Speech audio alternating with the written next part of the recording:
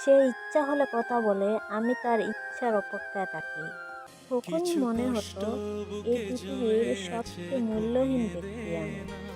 দেরি হলেও বুঝে নিয়েছি স্বার্থ ছাড়া তো কেউ বন্ধু হয়নি। আর ভালোবাসা, সে বলেছিল একদিন আমায়, মানুষ নাকি বদলে যায়। সেদিন আমি বিশ্বাস করিনি।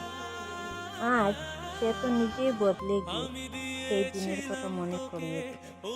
কত বারণ, কতই না অপমান, কত নিষেধ, কতই না যন্ত্রণা সহ্য করে নিলাম, শুধু তাকে ভালোবেসেছিলাম বলে। আজ সে সেই ভালোবাসার পরিণাম দিয়েছে অবহেলা করে। জানতাম না আমি যে অর্থ সংকটে থাকা মানুষ যোগ্যতা থাকলেও সবার কাছে মূল্যহীন হয়ে যায়।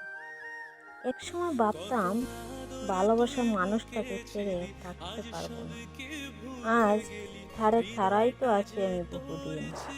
কিন্তু সে কখনো জানবে না যে ধারে ছাড়া কতটা কষ্ট পাচ্ছি আমি। আমি রাখতে তো চেয়েছিলাম, কিন্তু সে থাকেনি। সে তার মিথ্যা মায়া বেঁধেছিল ঠিকই, কিন্তু স্থায়ীভাবে পাশে তো আর রাখেনি আমায়। আজও আমি ভিতরে ভিতরে শেষ হয়ে যাই। সে আমায় না ঠকালে পারতো, আমি তার কোনো ক্ষতি করিনি। তাকে আমার করে পাওয়ার খুব ইচ্ছা ছিল।